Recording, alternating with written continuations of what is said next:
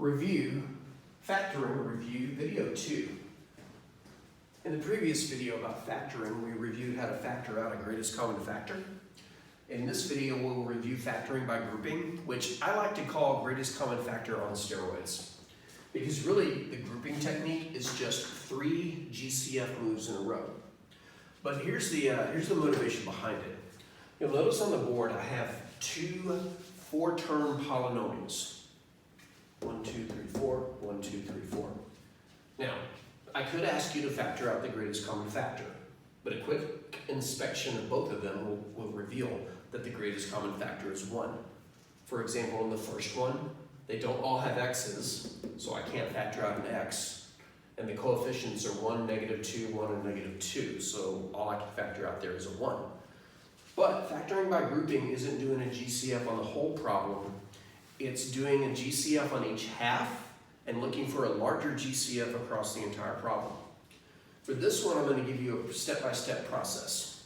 Step number 1, split into 2 groups. Now, the theoretical mathematician in me is telling me that that's not exactly what it should say. It should say split into equal-sized groups.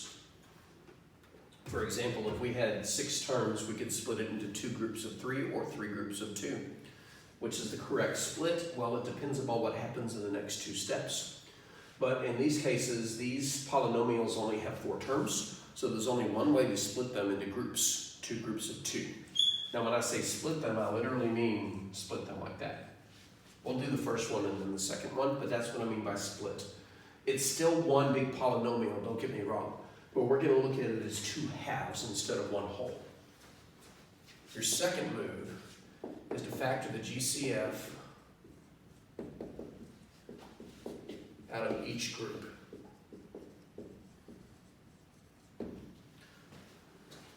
So we'll just do the first problem in its entirety and then we'll go back and do the second one.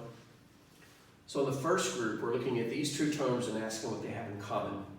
Coefficient-wise, they're only divisible by 1, but variable-wise, they both have a pair of x's. So I can factor out a 1 and I can factor out an x squared. That 1 is not really necessary unless it is the only part of the GCF.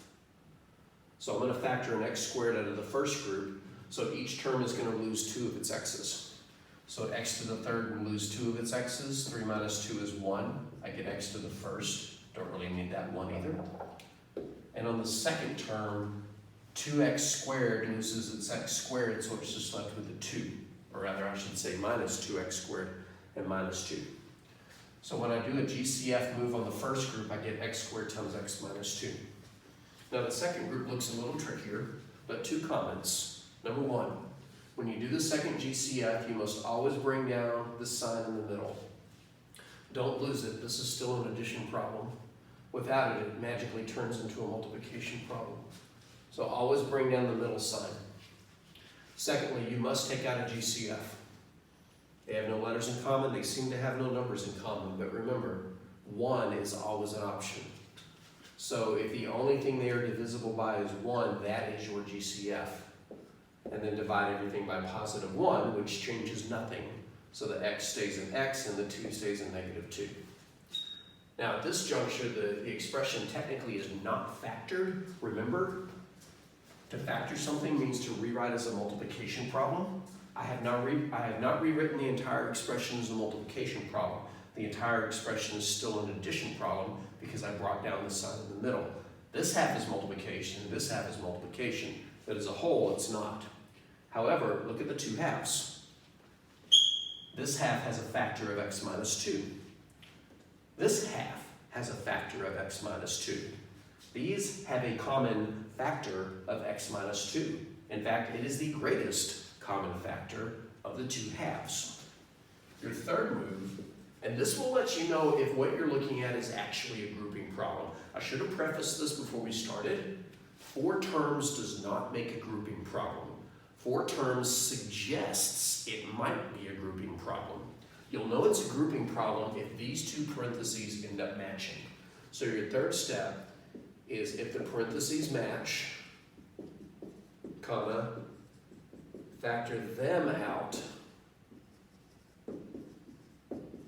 as a GCF for the entire polynomial. I haven't officially defined polynomial, but let's just take that for granted for now. It's one of these things. Now, when you do that, remember how GCF moves work. When you spot what they have in common, you write it in front once. He has an x squared, he has an x squared, but I only wrote it in front once. Then whatever's left over when you remove it goes inside of parentheses. Same thing for the entire problem. The greatest common factor on these two is x minus 2. Remember, what makes you a factor is that you are part of a multiplication problem. This x minus 2 is part of a multiplication problem, as is that one. They are a factor, they are in common, I can factor them out. So the GCF comes out, and remember, it only gets written once. I only wrote the x squared once, I only wrote the 1 once, now I'm going to write the x minus 2 once. What goes inside the parentheses? Literally everything else. X squared plus 1. And now it's factored because now it's rewritten as a multiplication problem. It's actually pretty straightforward. If you know what to look for matching parentheses, and if you get them, write it once, and then all the other leftovers go into another parentheses. Let's try the second one, which we've already split. And by the way, there is a way to test if a 4-term polynomial will factor by grouping. It's not commonly taught, but basically you check the inner product with the outer product. In other words, if the product of the outer terms equals the product of the inner terms, it will factor by grouping. Up here, x cubed times negative 2 is negative 2x cubed. The inner terms, negative 2x squared times x is also negative 2x cubed. If you were to check the outer product and the inner product here, 3y to the third times 14 is 42y to the third. And on the inner product, negative 7y squared times negative 6y is also positive 42y to the third. You don't have to check that the inner product matches the outer product. It's just a way to predict in advance, yes, you are a grouping problem, or no, you are not. If it's not a grouping problem, these won't match, and you'll be stuck, and you have to go back and say it's not a grouping problem. But this one will be. Until we get to the middle of chapter 3, most 4-term factoring things will be grouping problems. All right, so let's factor this one by finding some GCFs. In the first group, 3 and 7 are only divisible by 1, so I'm going to go ahead and write that down, but I'll erase it if I don't need it. As far as the y's go, they do have y's in common, and the lesser power is 2. So I'm going to factor out 1y to the second. At this point, I realize I don't really need the 1, so we're going to factor out a y to the second. So everybody's going to give up 2 of its y's. The 3y to the third loses 2 of its y's, so it just becomes a 3y to the first minus the 7y to the second loses 2 of its y's, so it ends up with none. Now here's something you can work to your advantage if this is a grouping problem. In order for it to finish, I know what the second parentheses must be. It must be 3y minus 7. You could, hopefully write 3y minus 7 and hope that it's going to work, or you could just think this is what should show up. So let's move to the second GCF.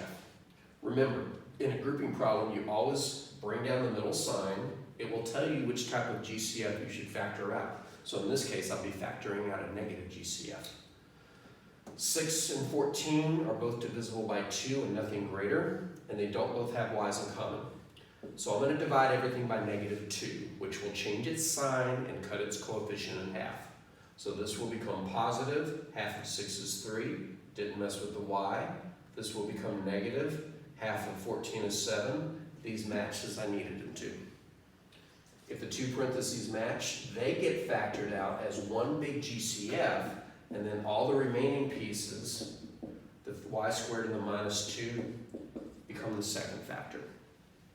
So GCF is predictable if you know grouping is predictable if you know it's a grouping problem, which you can check in advance, or you can just jump in head first and hope that the parentheses match. And if they do, then it's a sign that it's a grouping problem, and you can finish it pretty easily.